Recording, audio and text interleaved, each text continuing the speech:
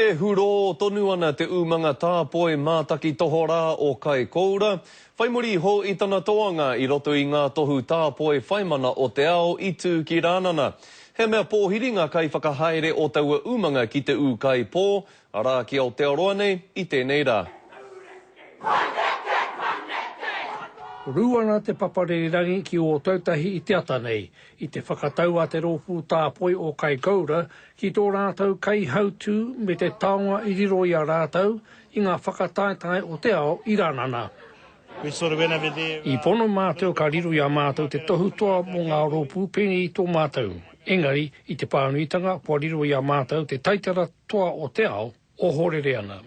No tēnā atu wiki ko te Premier o Aotearoa, te manuhiri a te kamupene mā takitaki tohora o kai koura. I riro e te umanga tāpoi mā takitaki tohora o kai koura, te honore tuarua o Aotearoa mō tēnei tau.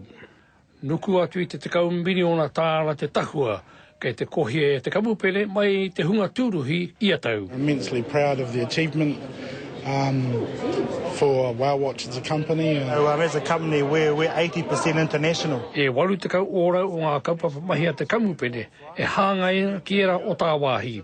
So this award's going to give us tremendous exposure. Mā tēnei tohu, hei hiki te mana o te kamupene.